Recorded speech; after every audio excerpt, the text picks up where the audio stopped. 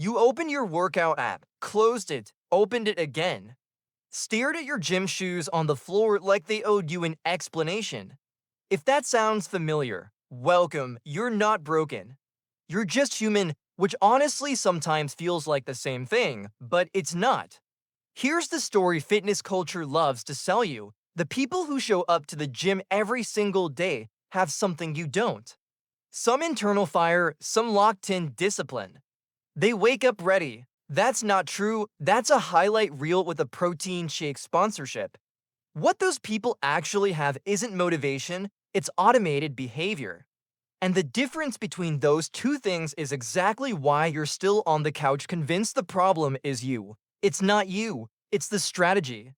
Let's talk about what's actually happening in your brain when you don't feel like working out. Willpower is a limited resource. Research consistently shows it functions like a battery, and by mid afternoon, depending on how your day started, you might already be running low. Every decision you made, every work email you stressed over, every lunch you debated for 10 minutes, all of it pulls from the same tank. So when you hit 6 p.m., battery at 15%, and try to motivate yourself through sheer mental force, that's not a character flaw. That's like trying to start a car with no gas and blaming the engine, the car's fine. It's just empty. Psychologists call this ego depletion, the idea that self control draws from a mental resource that gets used up throughout the day. And here's what that means for you: the solution isn't to develop more willpower, it's to stop depending on it so much in the first place. Your brain hates unnecessary effort. Not because you're lazy, because it's efficient. Evolutionarily efficient, your brain is constantly trying to convert repeated behaviors into automatic ones to save energy. That's why you don't think about how to brush your teeth.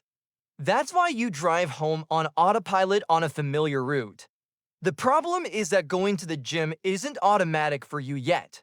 Every time you decide to go, it's a brand new decision, and decisions are exhausting. Think of it this way: imagine if every single morning, before you could brush your teeth, you had to consciously convince yourself it was worth doing. Evaluate the pros and cons, consider alternatives. Then, finally, pick up the toothbrush. You'd stop brushing your teeth within a week. In psychology, the process of turning a decision into automatic behavior is called habit formation. And the part most people miss is that habits don't form through motivation, they form through repetition of context. Same time, same place, same trigger. The brain learns the pattern and eventually starts running it without asking for your permission. It's not inspiration, it's infrastructure. Here's the part nobody wants to hear: the version of you that's going to work out once you feel like it is probably never going to work out. Not because you're lazy, but because that's not how the emotional system works. You don't feel motivation before you act, you feel it during and after. Behavioral psychology research calls this the action motivation model, the sense of competence, energy, and satisfaction you're waiting to feel before you start is actually a byproduct of starting. It shows up as a consequence of the behavior, not as a prerequisite for it. Waiting to feel motivated before you work out is like waiting to feel strong before you lift. The motivation shows up in the middle, almost never at the beginning. There's another layer working behind the scenes, and it's quieter than the rest. Your brain anticipates effort before you even begin. You're not dreading the workout, you're dreading the idea of the workout. The mental version of it you've built up: long, hard, exhausting, maybe a little embarrassing if you don't perform well. That negative anticipation triggers an avoidance response. Same system that makes you procrastinate a hard work project. Same system that makes you avoid a difficult conversation.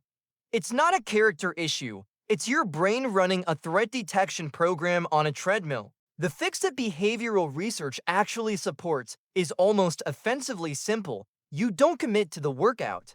You commit to starting, you don't go to the gym, you put on your shoes. That's it, just the shoes, because the brain that was resisting a 45-minute session almost never resists to minutes of anything.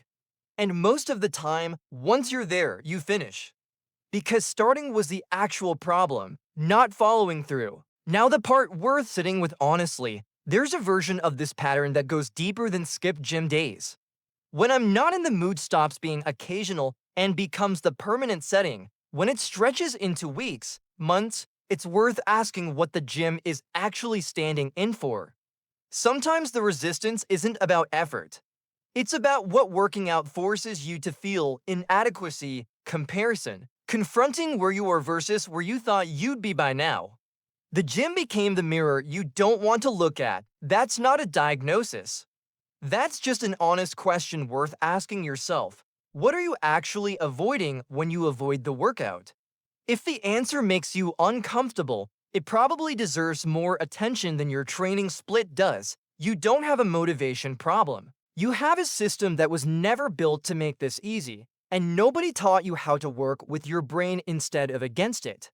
The practical shift is straightforward. Stop trying to feel ready.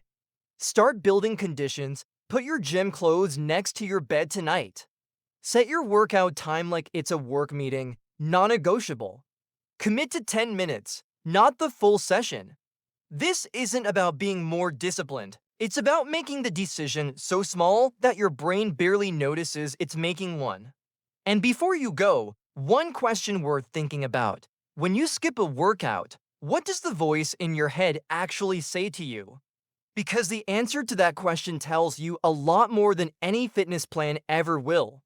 What's the real barrier that shows up between you and the gym? Is it the effort itself, or something the workout makes you feel? Drop it in the comments.